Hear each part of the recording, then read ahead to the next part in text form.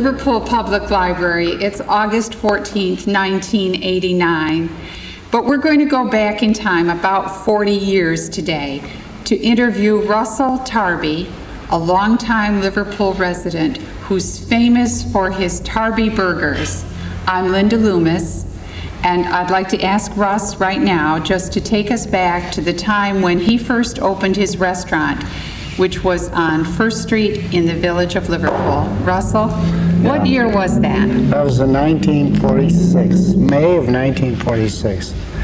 And they were just building GE at the time. Yeah. And so consequently, a lot of the construction workers that were from out of town needed a place to live. And our restaurant was, excuse the expression, a small hotel. And so consequently, we had about 14 rooms upstairs that we rented out to many of these construction workers. And starting right out in the restaurant business as we were at the time, we asked them, because they had like maybe 30 minutes for lunch, and at that time, it was right after World War II, and right. Beer was still, it was becoming available, but it was still kind of hard. We had to kind of ration it out. And so they liked a nice glass of beer. And at that time, a 10-ounce glass of beer went for 10 cents. 10 cents a glass. And so it was kind of hard to get that beer. So we had the old wooden barrels at that time. Yeah. And so we promised the guys, we would ration out the beer for them for their lunch hour. And then, and they, wanted a good sandwich and a bowl of soup, and in the half hour that they had to spend, that was about all they could handle that. Yeah. So consequently, that's how our hamburger business started. We promised them a good quarter-pound hamburger. At that time, we were getting 20 cents for the burger, to 25 for a cheeseburger, and homemade soup, a bowl of soup, and for about 20 cents. And so we'd line them up because they'd rush down for lunch, and we'd line them up in the kitchen because that saved time rather than having waitresses because they didn't have that much time. And that's how it started. And then eventually, when GE was completed and they started to hire, they went into production. Well, it was just word of mouth. About our hamburgers. We didn't advertise. They just passed the word along, and before you know it, we were lining them up every noon.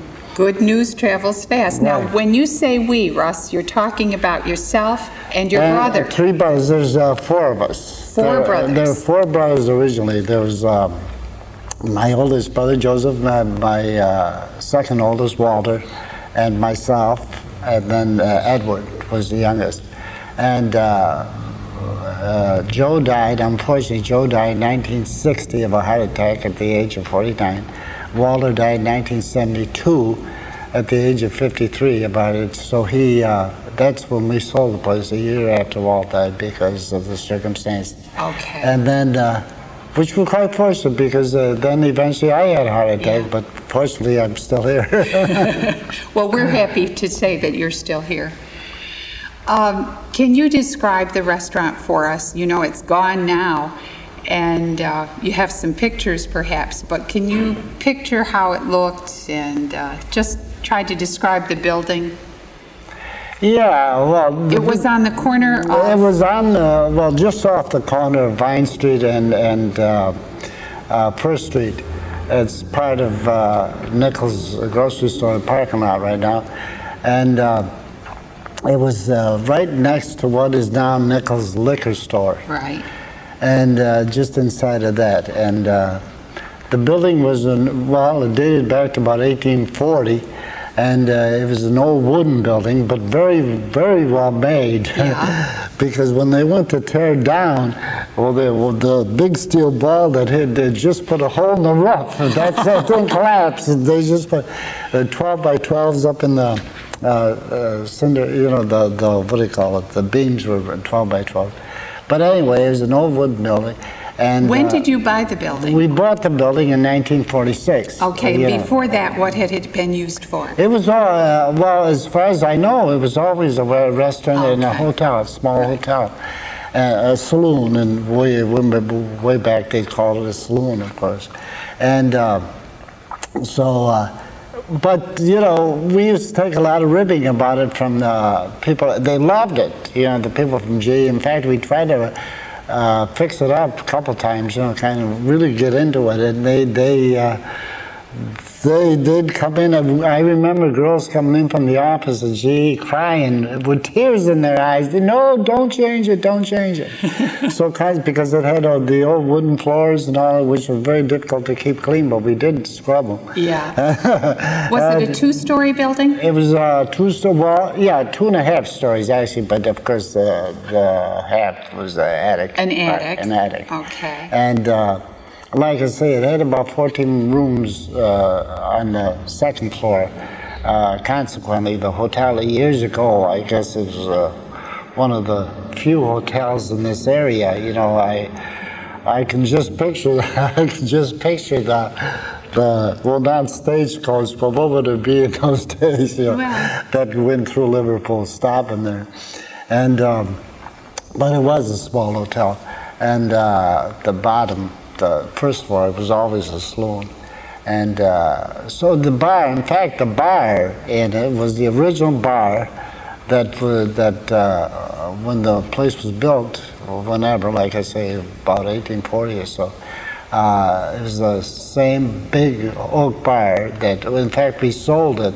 Somebody wanted to buy it as a souvenir after we decided to sell the place. And they dismantled it, and I assume erected it. I haven't traced it since then in a game room in their home. But it was a huge bar, and it was an old oak bar, and the back bar was with the big heavy mirrors, was the original bar. Yeah. It's from the 1800s. Now, one thing that I've heard before I lived in Liverpool, not only did you get popular with the people from GE, but word spread pretty quickly, and other people started coming. So you were pretty busy evenings as well as the lunch hours. Is that right? Yeah, well, eventually, yeah, the word, and of course, as far as the GE people went, you know, they were, they'd come in with their friends. They'd come in at noontime, possibly, you know, from work for lunch, and then with co-workers, and then would come back in the evening with the families, you know. But then the word spread through the city. We had many of the in media, you know, from the TV and the newspapers. We had all the media people coming out, and there's many famous people I know today that were customers at Tarby's at one time or another. Who came in the back door for a when they Tarby worked Burger. in the local media, Yeah. and now had gone on to bigger things. Can you think of some of those names? Yeah, well, right now, Al Roker is one. He's on. He's with NBC Sunday Today. He and Maria Shriver, who's a Kennedy relative. He's on her show on NBC, and he came in. He used to have 2 cheeseburgers with fried onion 2 or 3 times a week when he was with Channel 5 locally, and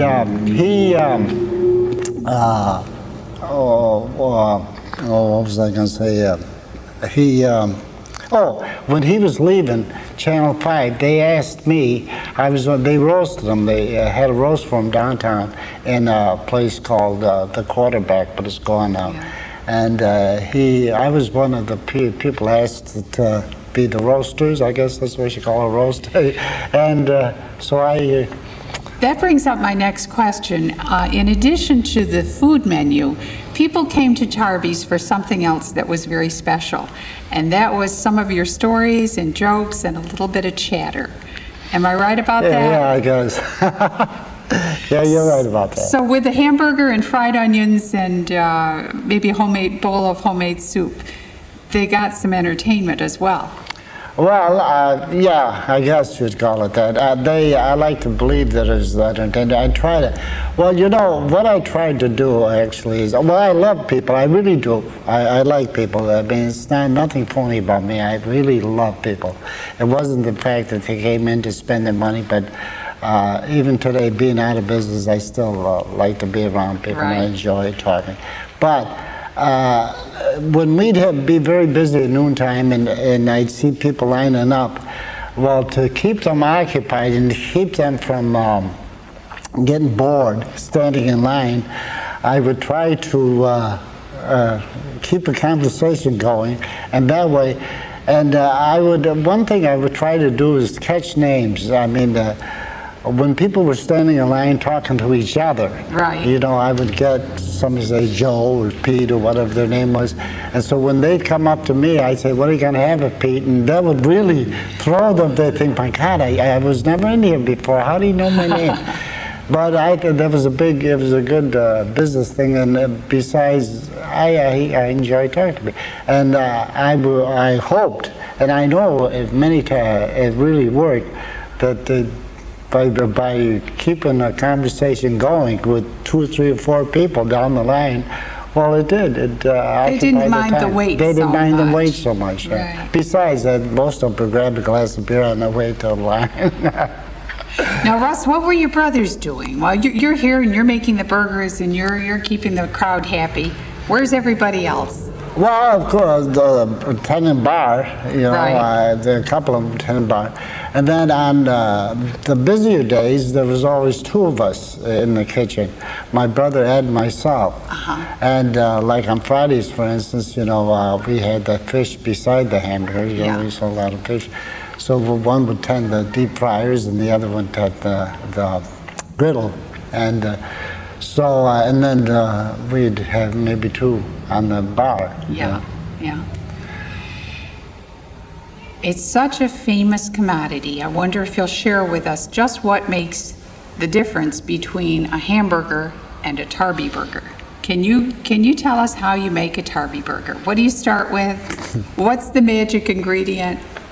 Hand-formed, I know that.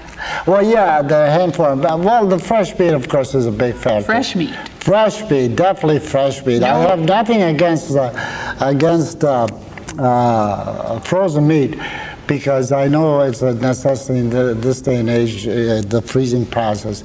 But freezing does take away from the meat. I mean, no matter, when you put a frozen patty on the griddle, you'll notice that little line, you know, a little, as it melts, well, there's a little red line that flows away from the hamburger, and that is part of your flavor. But aside from that, it's I used good ground chuck, and I used between the meat and you know, I used to get my meat at Nichols Supermarket, and Jim was very good. Jim Hennigan. Yeah. We got together and we got a percentage. When I mention percentage, it's got to be so much lean meat and so much fat or grizzle, because you can't have all lean, otherwise the hamburger, the flavor isn't there, and it becomes a little tough, you know. Hamburger, ground meat or not, if it's too lean, it's a little tougher than a nice juicy hamburger. And that's what we try to have, is a nice juicy hamburger. Many of the hamburgers you get today, you bite into them, it's just a dry burger. I mean, and of course we like to have the juice ooze out of them, and they did. Fortunately, the Tarby burger was juicy. So you were the original quarter pounder. You got 4 hamburgers out of a pound of meat. 4 hamburgers out of a pound, but we were the original, long before McDonald's, Burger King, and all them. We had the first quarter pounder, yep.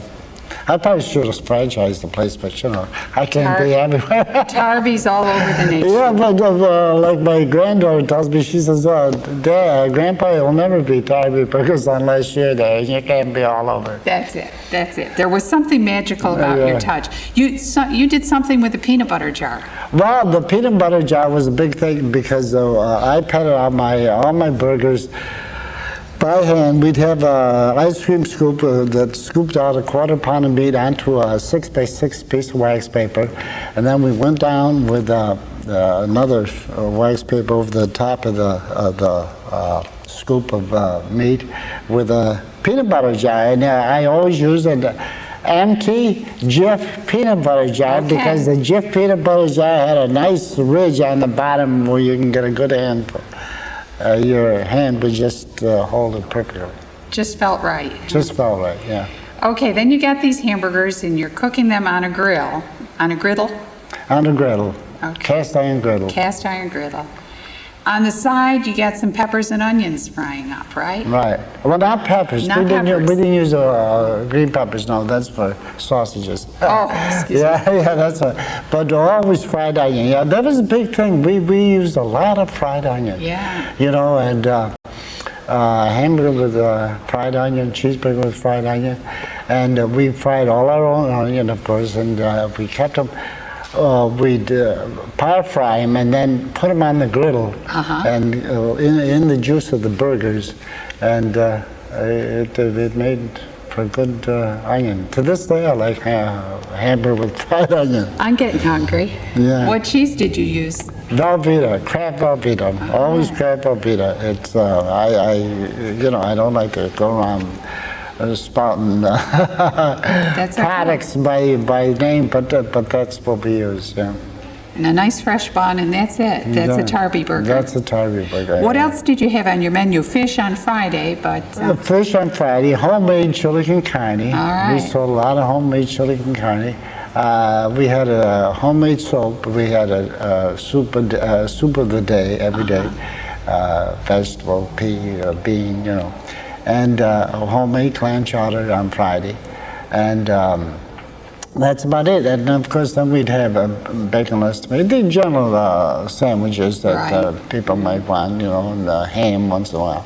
But the burger just, when we started out years ago, we had hot beef, we had hot pork, the typical diner type stuff. But it was the hamburger that just caught on, and so we just dropped everything because we had corned beef at one time, and but it was the hamburger that really caught on. So. People came for your hamburgers. Yeah. During the height of business at General Electric over on Electronics Parkway, how many people do you think you served on a normal day for lunch, for example? For lunch, I started out every day. I started out with 100 pounds of meat. That would give me 400 burgers, and 9 out of 10 times I would have to reorder more meat. So I would say roughly on a good day, we'd serve for lunch anywhere from 200 to 300, 400 people. Amazing. Mm-hmm. You got them all through. We got them all through. Half an hour.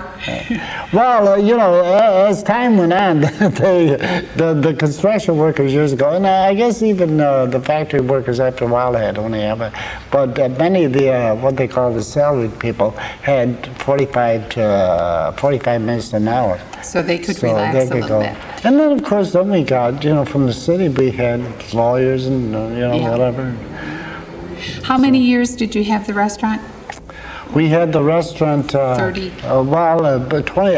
27 years, from 1946 to 1973. Okay. Through 1973. Can you remember any special times, any comical times there, or anything that stands out in your memory as being different, or? Oh yeah, many things, but first of all, then, this reminds me of being interviewed here. One day I was interviewed by Nancy Duffy from Channel 5 on the grill during lunch hour. I had a play that was produced by the OCC. Right, we want to hear about your play. Yeah, and so she came in to interview just before it opened. She came in to interview me during lunch hour. And I've got all these hamburgers on the griddle, and people waiting in line, and nobody, they're completely shocked because nobody knew about my other talents. And what do you call it? She was doing that, and she proceeded to do the interview while I was working on the griddle, and it wound up very good.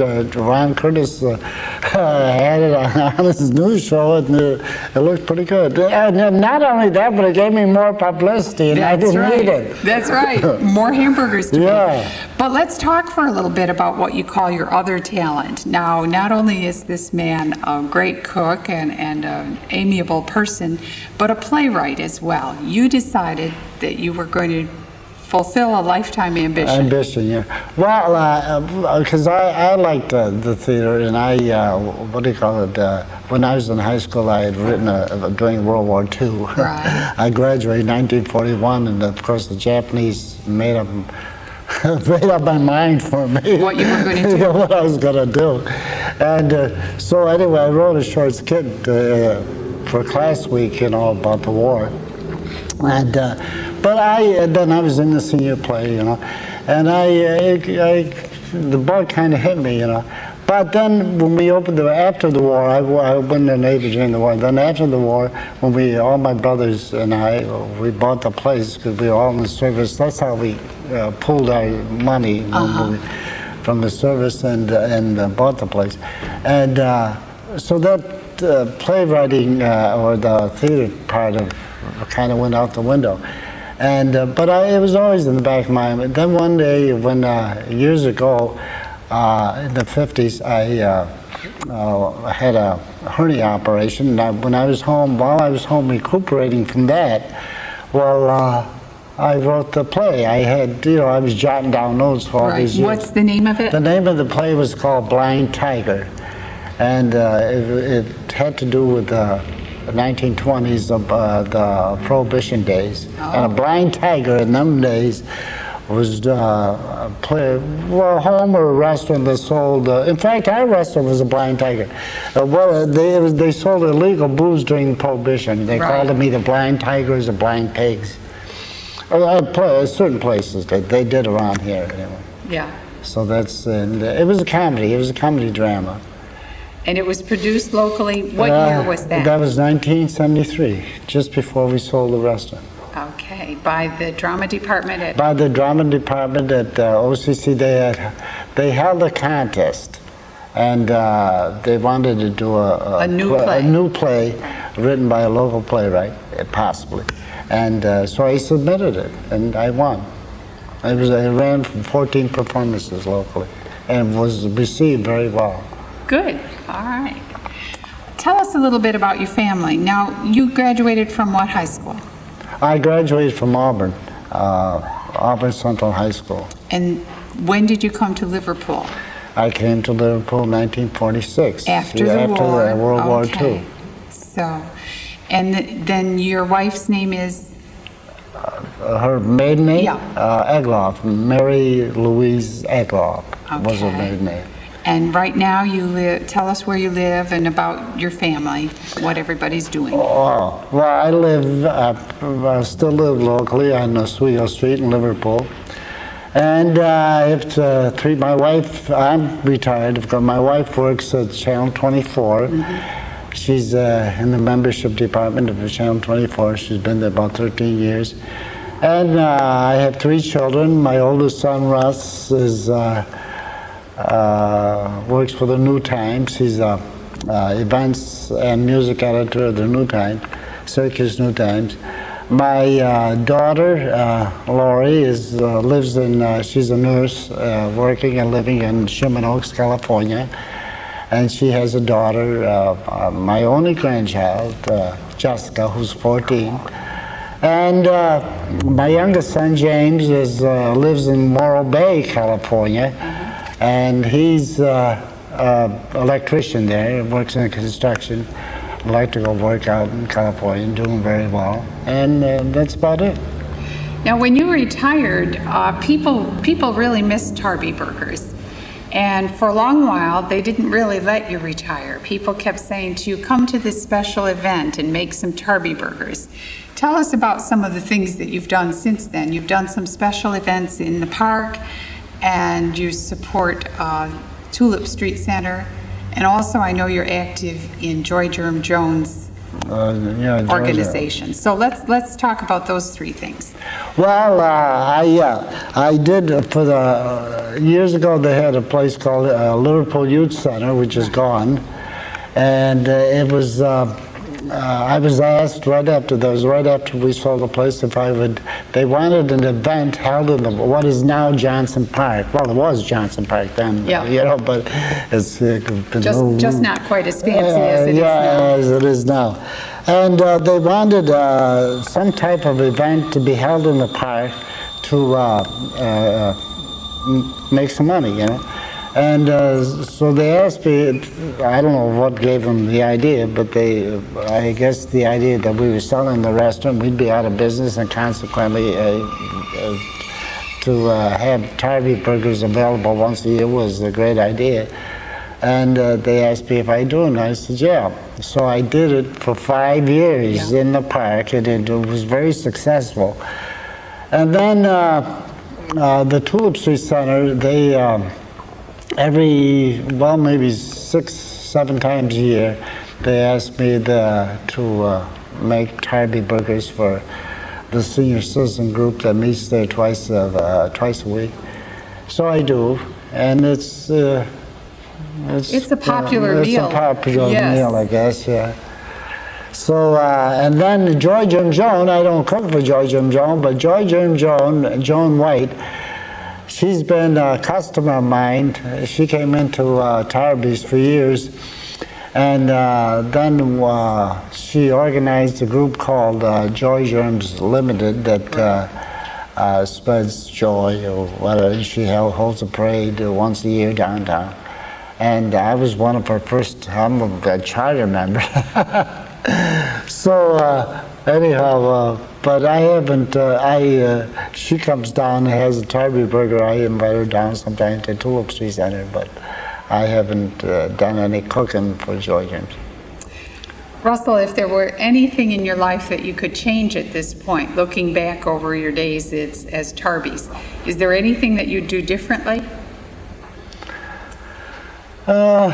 No, I don't think so. I've often thought about it, especially now as the years go on, and I've, as you know, I've had a heart attack, so I've been pretty close to the other side.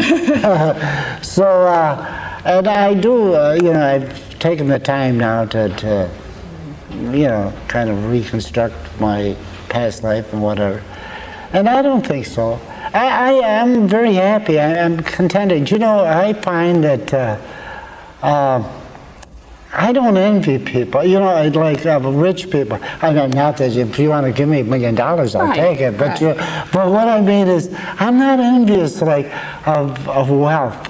And I think I'm very rich in friends, and I was very successful in business, and I have a lot of friends that genuinely like me. I know I can tell by the response I get when I'm in the hospital, and also I respond to them. Yeah.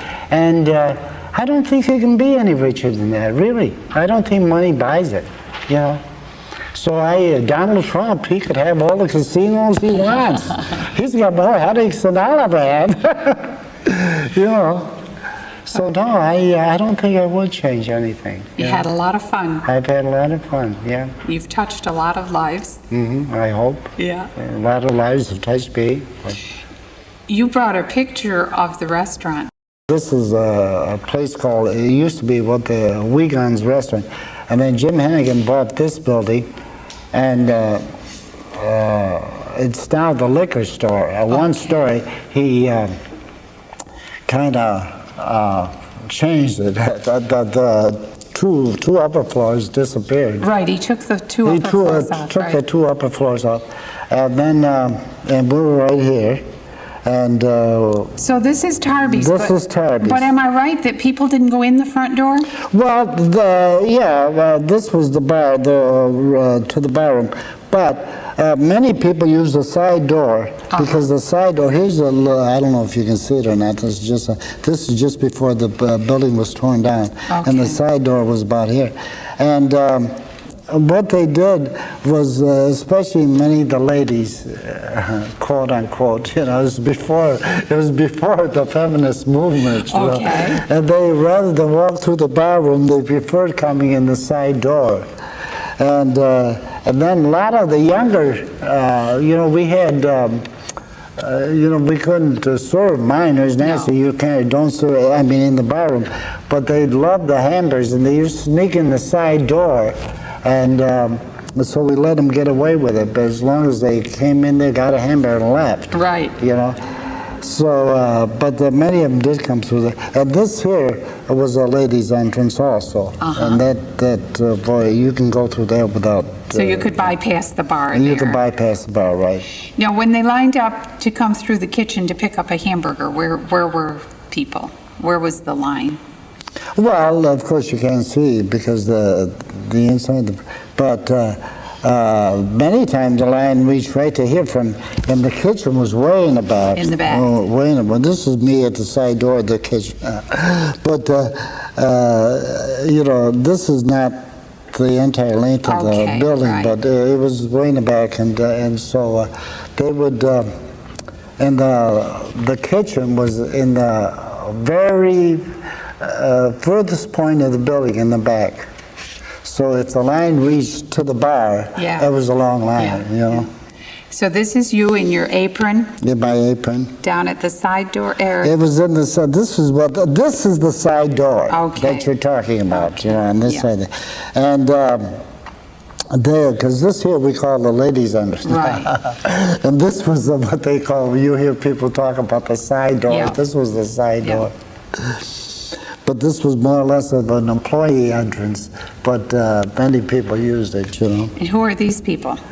This is myself and my brother, he's my youngest brother. He and I actually operate the kitchen. You were the kitchen We were help. the kitchen help, yeah. And this is in about 1951, so you can see how young, how young I was. Well, you've changed a little bit since then. Yeah, a little bit. Do you have any special memories of, I know sometimes there have been some tremendous storms around here and blizzards, and you've been snowed in Liverpool. Have you got any special stories about those times? About the blizzard of '66 and also I'll take this. Hazel. We closed the night of Hazel, which was on a Friday night, because I guess she come through here about 10 o'clock, I think it was, if I'm not mistaken, about 10, and about an hour later we closed because, people were rushing to get home and whatever, and so consequently, even the help, my brothers, I was home that night, but two of my other brothers were at the restaurant and they wanted to get home. Then the blizzard of '66, well, we were closed for one whole day because we couldn't get out of the house. We couldn't get down out of this. Even though I lived in the village, I was the only one of the four brothers that lived right in the village. It was hard to get out, even down the street, walking. So, and then next day I walked down to the restaurant, and that was on a Tuesday because the blizzard happened over Sunday and Monday, I guess. And so Monday we were closed all day. Then Tuesday when I went down, there was a drift right in front of the restaurant. I swear to God, it was about 10 feet high. So I got some kid that happened by with a snow shovel, a couple of them in fact, and they wanted to know if they could get it. I said, yes, by all means. So they... And so I opened up, and I was very, very busy. I couldn't believe it. But, I mean, some people were coming in on snowmobiles. They were That hungry. was right after the snowmobile became so popular. Yeah. So, yeah. And, of course, all the hamburger I had, I got rid of them in no time. And nobody else, I couldn't get no other help. My oldest boy, who's in his 30s now, was about 14 at the time, and he did the cooking while I tended bar. Yeah. And it was quite a day. So even a blizzard didn't keep people from coming down for their Tarby burgers. No. Any other stories you'd like to share with us? Well, I don't know, is there any other? There's many, Linda. I mean, I could go on for days. But, what the heck, it's been a good life. Good. It's been a good life. It's been a lot of nice people, even to this day, like I say, there's many people in well, in politics, in the media, and that I've met through the business, and it's really, it's funny because no matter where I go, I seem to. I was standing years ago. I was in Washington D.C. and we were standing in line to go into the Capitol building, on one of the tours. And about two or three people in front of me, this fellow turned around and he said, don't you run a restaurant? Aren't you the hamburger man from Liverpool? No, seriously. And I thought, oh my God, my oldest son would always say it had to happen. It had to happen. Your reputation preceded you. And also, it's happened to be Yankee Stadium in New York. And also right on Broadway in New York. I was walking down the street one day and I met a customer. Is that right? So. Well, all I can say right now is that it's almost lunchtime, and I sure wish that we could leave this library and walk down and have a Tarby's Burger. That would really make the day complete. Yeah. Well, thank you very much. Oh, you're welcome.